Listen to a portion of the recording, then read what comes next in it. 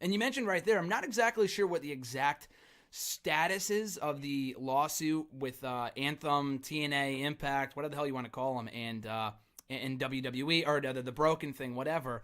I had heard, I didn't notice this myself, I just saw other people talking about it on Twitter, the fact that he removed, Matt Hardy did, the broken part of his name on Twitter, but then he added it back, and then he was talking about it, like his condition or whatever, and that he's been cured since coming back to WWE. So I'm not exactly sure what the update is. Like you said, the WWE lawyers are on the Hardy Boys side, so I guess we'll get an update on Monday. I mean, I know they cut a promo, not on Raw itself, but on Raw Talk.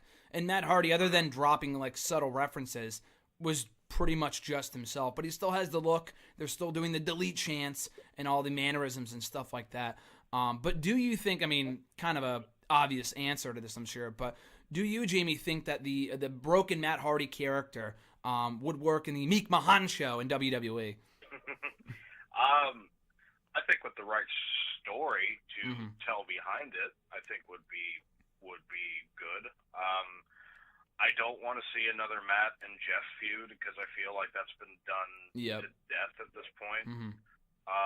Like, I don't know, like, you know, maybe have them hold the Raw titles for like, you know, a long time.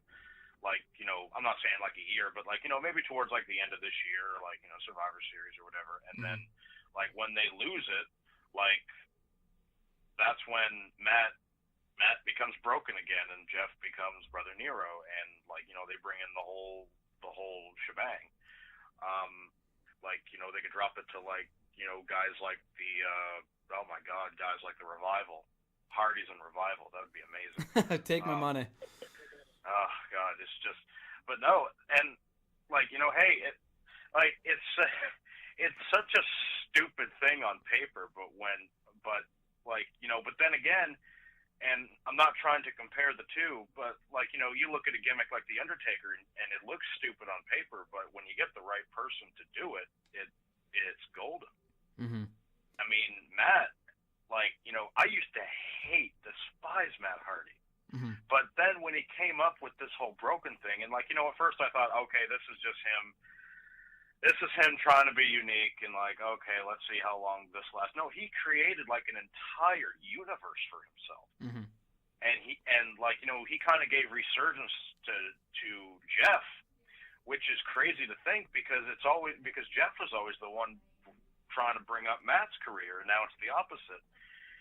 And there was the whole thing with Matt's son, and then they brought in Rebby, and Rebby's father apparently is Benjamin. You know, it's, you know, and like, it's crazy, and like, you know, that showed me that Matt's mind works in mysterious ways, and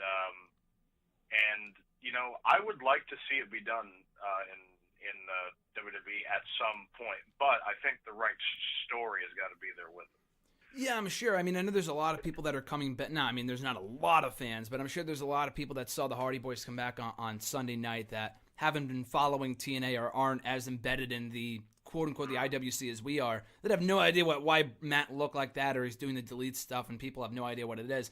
The thing with me, I mean, as you had said, it's impressive alone, the fact that Matt Hardy is arguably more popular than Jeff Hardy at this point, which you never thought would be the case.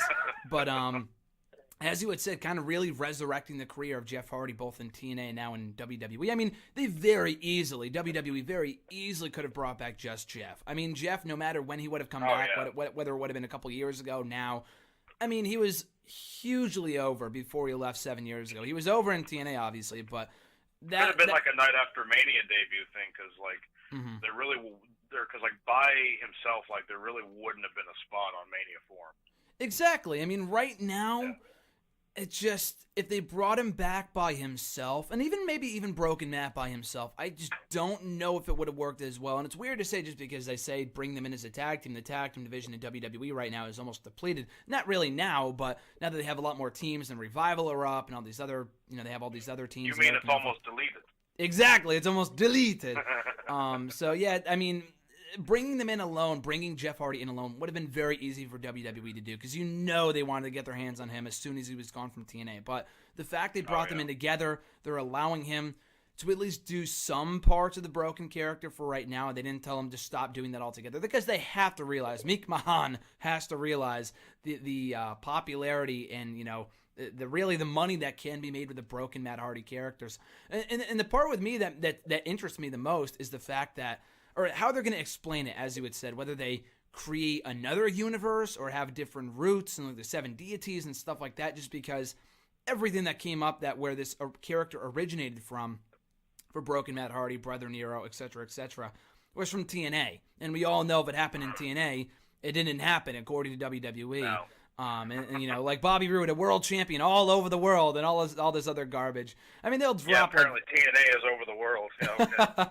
Or the classic line. RJ and I joke about this all the time when AJ came in last year, and they put out a press release saying that he's wrestled Samoa Joe and Sting in Florida at Universal Studios, not in TNA, not in Impact Wrestling. He wrestled Samoa Joe and Sting in Florida. And now he's back in Florida for WrestleMania. I just die every time I think about that. It's so funny. But yeah, so we'll see where they go with it. I think they really obviously are injecting a lot of new life into the tag team division in WWE.